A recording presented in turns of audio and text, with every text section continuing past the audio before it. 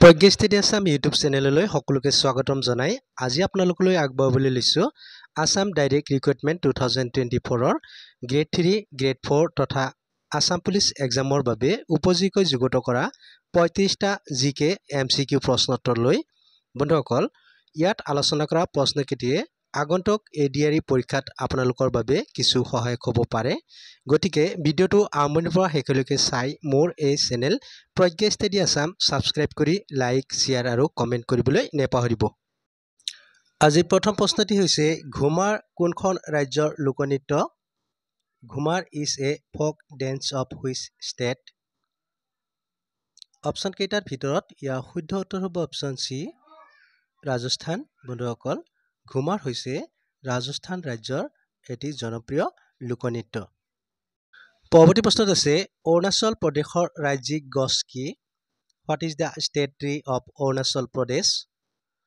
Option কেইটাৰ ভিতৰত ইয়াৰ শুদ্ধ উত্তৰ হ'ব অপচন বি হলং বন্ধুসকল অৰুণাচল প্ৰদেশৰ ৰাজ্যিক গছবিধৰ নাম হৈছে হলং গছ আনহাতে অসমৰ ৰাজ্যিক গছবিধৰ নামো হলং গছ নেক্সট কুৱেশ্যন নিম্নলিখিত কোনখন দেশ G7 ৰ সদস্য নহয় Which of the following countries is not a member of G7 option কেইটাৰ ভিতৰত ইয়াৰ শুদ্ধ উত্তৰ হ'ব অপচন এ ডেনমাৰ্ক বন্ধুসকল ডেনমাৰ্ক G7 ৰ সদস্য নহয় next question When was Reserve Bank of India taken over by the government ভাৰতীয় ৰিজাৰ্ভ বেংকক ভাৰত চৰকাৰে কেতিয়া নিজৰ নিয়ন্ত্ৰণলৈ আনিছিল প্ৰশ্নটোৰ শুদ্ধ উত্তৰ হ'ব অপচন বি 1949 বন্ধুসকল 1949 চনত ভাৰতীয় ৰিজাৰ্ভ বেংকক ভাৰত চৰকাৰে নিজৰ নিয়ন্ত্ৰণলৈ আনিছিল next question by whom was the decentralized planning on the basis of Panchayat Raj institution recommended Panchayati Raj প্ৰতিষ্ঠানৰ জৰিয়তে বিকেন্দ্ৰীভূত পৰিকল্পনাৰ কোনে পৰামৰ্শ দিছিল প্ৰশ্নটোৰ শুদ্ধ উত্তৰ হ'ব অপচন এ বলৱন্ত ৰায় মেহতা কমিটি বন্ধুসকল বলৱন্ত ৰায় মেহতা কমিটিয়ে পঞ্চায়তী ৰাজ প্ৰতিষ্ঠানৰ জৰিয়তে বিকেন্দ্ৰীভূত পৰিকল্পনাৰ পৰামৰ্শ দিছিল next question In which of the following cities is the headquarters of the Unit Trust of India located? তলৰ কোনখন চহৰত Unit Trust of India মুখ্য কাৰ্যালয় অৱস্থিত প্ৰশ্নটোৰ শুদ্ধ উত্তৰ হ'ব অপচন এ মুম্বাই বন্ধুসকল Unit Trust of India মুখ্য কাৰ্যালয় মুম্বাইত অৱস্থিত Next question Who chaired the National Planning Committee in 1938 1938 চনৰ ৰাষ্ট্ৰীয় পৰিকল্পনা কমিটিৰ অধ্যক্ষ কোন আছিল অপচন কেইটাৰ ভিতৰত ইয়াৰ শুদ্ধ উত্তৰ হ'ব অপচন এ জৱাহৰলাল নেহৰু বন্ধুসকল 1938 চনত ৰাষ্ট্ৰীয় পৰিকল্পনা কমিটিৰ অধ্যক্ষ আছিল পণ্ডিত Jawaharlal Nehru Next question Under which article was the Planning Commission set up in accordance with the directive principles কোনটো অনুচ্ছেদৰ অধীনত নিৰ্দেশাত্মক নীতিক অনুসৰণ কৰি পৰিকল্পনা আয়োগ স্থাপন কৰা হৈছিল অপচন কেইটাৰ ভিতৰত ইয়াৰ শুদ্ধ উত্তৰ হ'ব অপচন বি আৰ্টিকল 39 বন্ধুসকল অনুচ্ছেদ 39 অনুসৰি নিৰ্দেশাত্মক নীতিক অনুসৰণ কৰি পৰিকল্পনা আয়োগ স্থাপন কৰা হৈছিল Next question Which of the following river of Assam is known as Kameng in Arunachal Pradesh তলৰ কোনখন অসমৰ নদীক অৰুণাচল প্ৰদেশত কামেং নামেৰে জনা যায়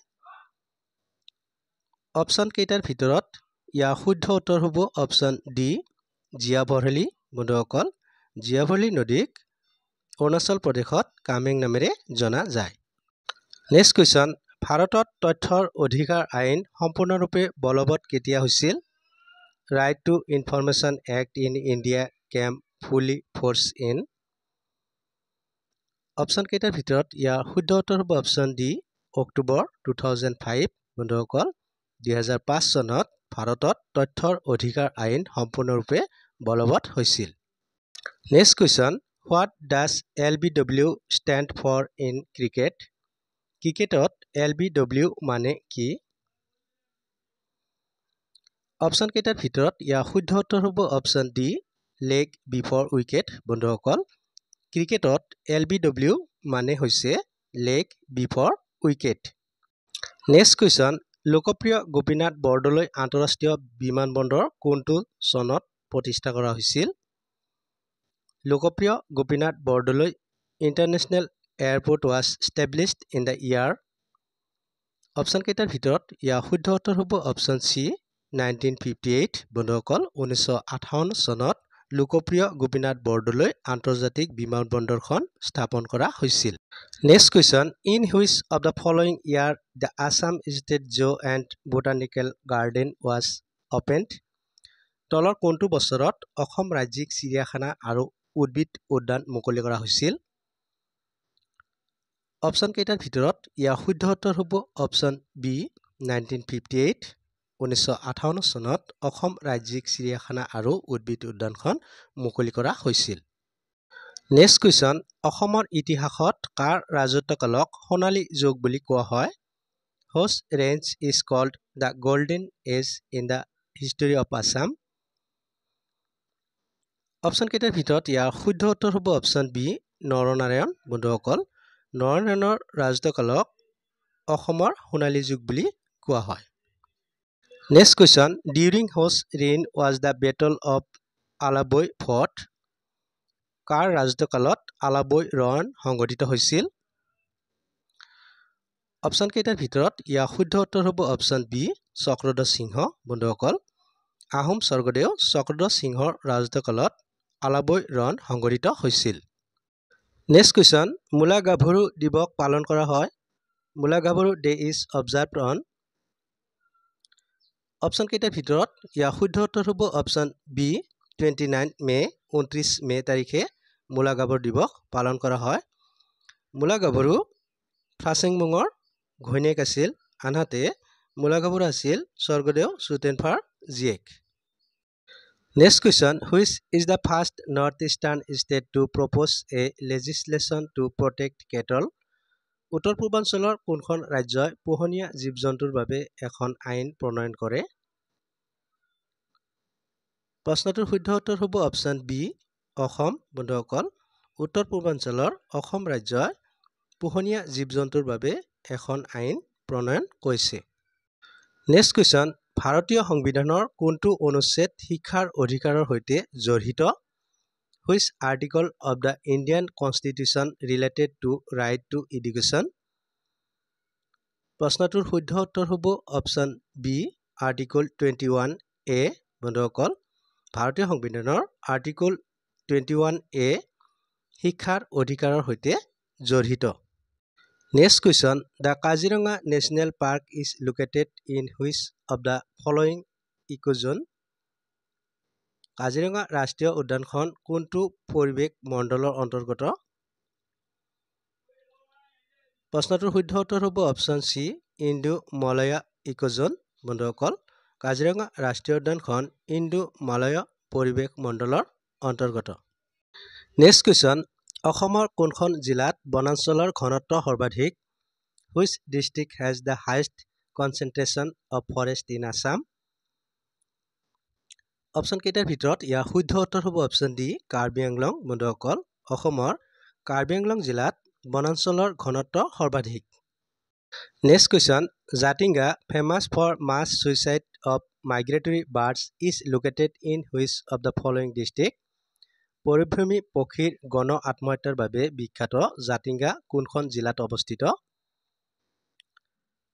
প্ৰশ্নটোৰ শুদ্ধ উত্তৰ হ'ব অপশ্যন এ ডিমা হাছাও বন্ধুসকল পৰিভ্ৰমী পক্ষীৰ গণ আত্মহত্যাৰ বাবে বিখ্যাত জাতিংগা ডিমা হাছাও জিলাত অৱস্থিত next question where AIIMS is located in Assam সৰ্বভাৰতীয় আয়ুৰ্বিজ্ঞান প্ৰতিষ্ঠান এইমছ অসমৰ ক'ত অৱস্থিত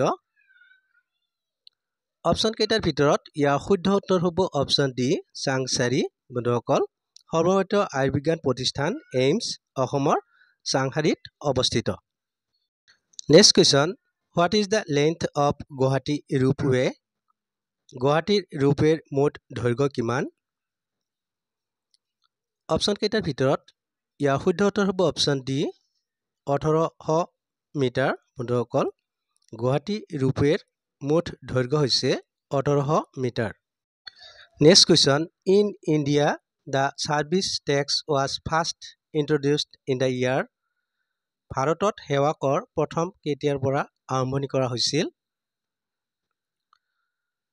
অপশ্যন কেইটাৰ ভিতৰত ইয়াৰ শুদ্ধ উত্তৰ হ'ব অপশ্যন চি 1994। বন্ধুসকল 1994 চনত ভাৰতত সেৱা কৰ প্ৰথম আৰম্ভণি কৰা হৈছিল।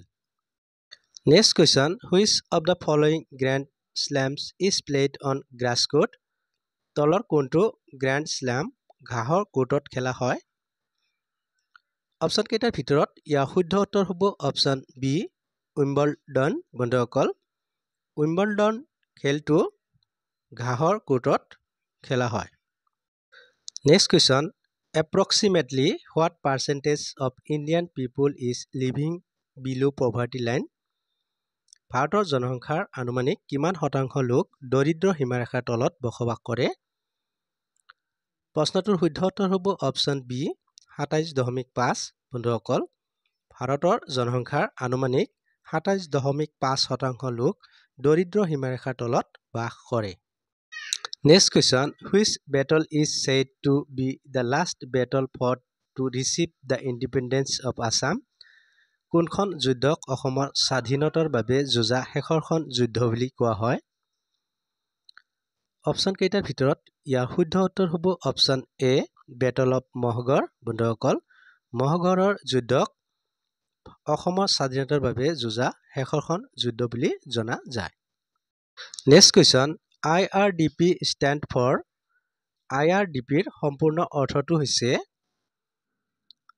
অপশ্যন কেইটাৰ ভিতৰত ইয়াৰ শুদ্ধ উত্তৰ হ'ব option C integrated rural development program. বন্ধুসকল IRDPৰ সম্পূৰ্ণ ৰূপটো হৈছে integrated rural development programme.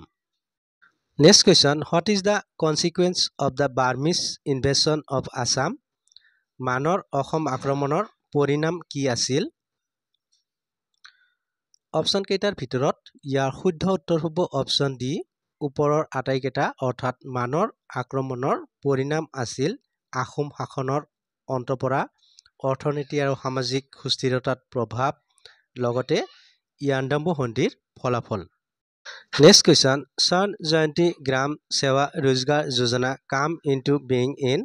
Swarna Jayanti গ্ৰাম স্ব-ৰোজগাৰ যোজনা কেতিয়া কাৰ্যকৰী হৈছিল? অপশ্যন কেইটাৰ ভিতৰত ইয়াৰ শুদ্ধ উত্তৰ হ'ব অপশ্যন চি এপ্ৰিল 1999। বন্ধুসকল স্বৰ্ণ জয়ন্তী গ্ৰাম স্ব-ৰোজগাৰ যোজনা 1999 চনৰ এপ্ৰিল মাহত কাৰ্যকৰী হৈছিল।